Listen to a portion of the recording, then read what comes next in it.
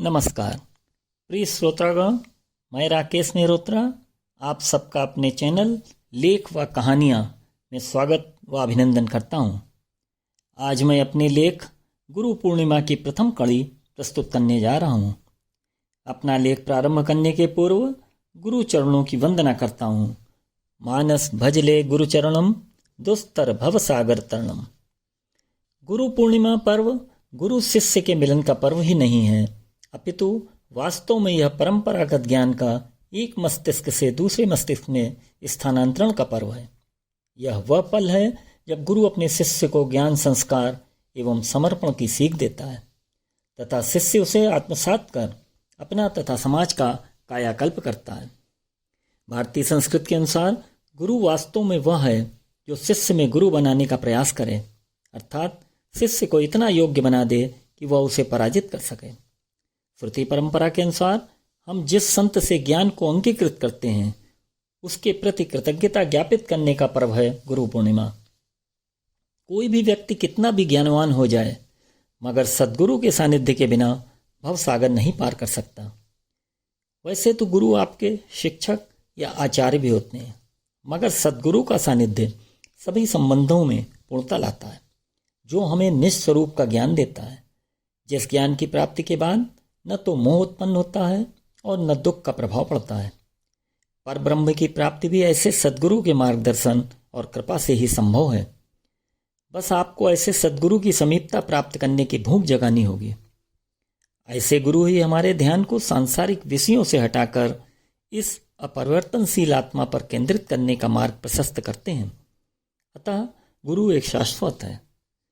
गुरु पूर्णिमा का वास्तविक अर्थ है गुरु प्लस पूर्ण प्लस माँ, अर्थात सर्वप्रथम माँ ही पूर्ण गुरु है, तत्पश्चात गुरु ही पूर्ण माँ है। गुरु शिष्य परंपरा युगों से चली आ रही है।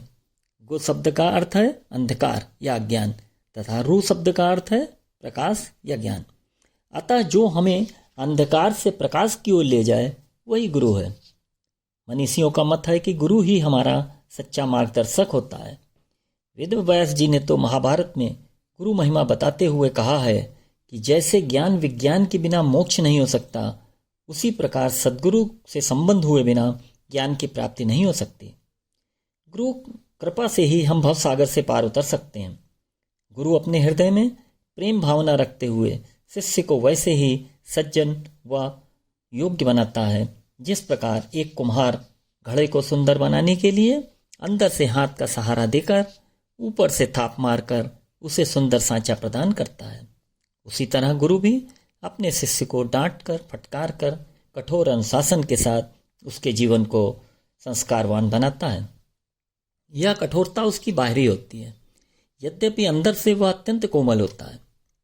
संत गुरु कपूर की तरह वह लौ है जो केवल रोशनी व प्रेम की उष्णता फैलाते हैं। ऐसे ही संत सद्गुरु के रूप में हमारा मार्गदर्शन करते हैं। व्यक्ति के जीवन में जो भी शुभ है वह गुरु कृपा के कारण है और अशुभ हमारे अज्ञान के कारण। गुरु ही हमारे जीवन को अपने मार्गदर्शन द्वारा ऊर्जावान बनाता है और इसी ऊर्जा के कारण हमारे अंदर आत्मविश्वास पैदा होता है।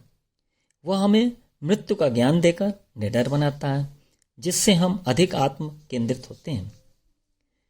गुरु की महिमा किताबों और ग्रंथों में खूब वर्णित है। गुरु को ईश्वर से ऊंचा स्थान दिया गया है। कबीर दास जी ने तो यहाँ तक वर्णन किया है कि यदि परमात्मा रूठ जाए तो गुरु का आश्रय रहता है, परंतु यदि गुरु रूठ जाए तो अन्य कोई ठिकाना नहीं होता। साथ ही वर्णन किया कि गुरु के बिना ज्ञान नहीं, ज्ञान के बिना संस्कृति नहीं, संस्कृति के बिना संस्कार नहीं, संस्कार के बिना आचरण नहीं, आचरण के बिना आदर नहीं और आदर के बिना मनुष्यता नहीं। वर्तमान समय में स्वामी जितेंद्रानंद सरस्वती जी का कथन है कि गुरु की असली पहचान उनके शिष्यों से होती है, क्योंकि शिष्य आगे बढ़ता है तो लोग उसके गुरु की सराहना करते हैं। साथ ही वही शिष्य भले ही कितने उच्च पद पर आसीन हो जाए, मगर वह गुरु के ऋण से कभी भी मुक्त नहीं हो सकता। ऐसी गुरु शिष्य की आदर्श परंपरा में भारत सदा से ही समृद्ध रहा है। प्राचीन भारतीय ग्रंथों से भी इस बात की पुष्टि होती है। गुरुकुल से लौटने के बाद अर्जुन ने पितामह भीष्म को अपना परिचय दिया कि मैं द्रोणाचार्य गुरु का शिष्य आपको प्रणाम करता हूँ। इसी तरह भगवान राम लंका विजय कर जब वापस आए तो सबसे पहले गुरु वशिष्ठ के पास गए और बोले, मैं आपको प्रणाम करता हूँ गुरुवर, यह दुष्कर कार्य बिना आपके आशीर्वाद के संभव न था। इसी तरह कर्ण की गुरु भक्ति, एकलव्य का समर्पण और अरुण की निष्ठा इसके अनेकों उदाहरण हैं। इसके साथ ही भगवान महादेव के शिष्य परशुराम और सूर्य के शिष्य बजरंगबली ने संपूर्ण लोक में गुरु कृपा का रहस्य प्रकट किया। ऐसा ही गुरु शिष्य के अटूट बंधन का चित्रण महाभारत में भी देखने को मिलता है। जब कुरुक्षेत्र के रण में द्रोण अपने शिष्य अर्जुन से कहते हैं, हे अर्जुन, आज मुझसे ऐसा युद्ध करो कि संसार चकित हो जाए। मैं देखना चाहता हूं कि तुमने मुझसे क्या शिक्षा प्राप्त की है। कहने का अर्थ यह है कि गुरु अपने शिष्य को स्वयं से ऊपर उठाना चाहता है। गुरु आपके जीवन में अनेक हो सकते हैं। माता पिता, शिक्षक या किसी क्षेत्र विशेष में विशिष्टता का अनुभव कराने वाले संत आपके गुरु हो सकते हैं। मगर सद्गुरु वह होता है जो आपके ज्ञान चक्षु खोलकर आपको इस भवसागर से पार ले जाता है।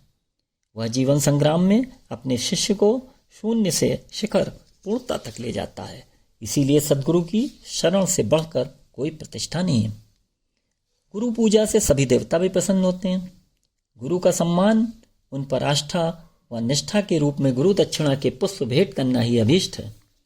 प्रत्येक प्राणी पथिक बनकर गुरु कृपा के अधीन ज्ञान के अमृत पान का अधिकारी है। गुरु हमारी ज्ञान शक्ति पर छाए हुए विषय रूपी अंधकार को हटा देते हैं। तब ज्ञान स्वयं प्रकाशित हो उठता है। वही सत्य की अनुभूति कराता है। सत्य वह है जो एक है, असीम है, बस भेद केवल बुद्धि के कारण अलग होता है। जैसे जलते हुए अनेक कोयले में अग्नि एक ही प्रज्वलित होती है, मगर वह हमें अनेकों रूप में दिखलाई पड़ती है। यह भिन्नता उस कोयले के स्वरूप के कारण होती है। इसी तरह ज्ञान के भेद नहीं है, मगर विषय के कारण ऐसा प्रतीत होता है। इसीलिए गुरु एवं ईश्वर अभेद हैं। गुरु ही ईश्वर हो जाता है और अपने शिष्य के विषय विकारों को मिटाकर उसे ज्ञान एवं साधना परंपरा का संवाहक बनने के लिए दक्ष बनाता है। जब गुरु शिष्य को उपदेश या ज्ञान देता है तो इस भावना से कि एक नया शिष्य उसके भीतर जन्म ले रहा है। उस समय वह ब्रह्मा का स्वरूप होता है। गुरु अपने अंदर विद्यमान साक्षात्कार की शक्ति अपने शिष्य को स्थानांतरित करने की क्षमता रखता है। इस रूप में वह शिव होता है और उसके अंदर निहित गुरु परंपरा की शक्ति गौरी बन जाती है। अतः गुरु के रूप में ईश्वर का ही अवतरण समझना श्रेयस्कर है। यद्यपि जीव का स्वतंत्र स्वभाव होता है कि वह अन्य जीवों के उपदेशों का पालन नहीं करना चाहता, चाहे वह जीव कितने ही शुद्ध विचारों के क्यों न हो। परंतु जब कोई जीव स्वेच्छा से गुरु के आदेशों को मानने को राजी हो जाता है तो वास्तव में वह कृष्ण के आदेशों का पालन करता है। श्रीमद् भागवत में इस बात का वर्णन है कि गुरु को सामान्य व्यक्ति मानना और उनकी बातों की अवहेलना एक शिष्य के पतन का कारण होता है। गुरु भक्ति प्राप्त करने के लिए गुरु का मार्गदर्शन एवं प्रशिक्षण आवश्यक है।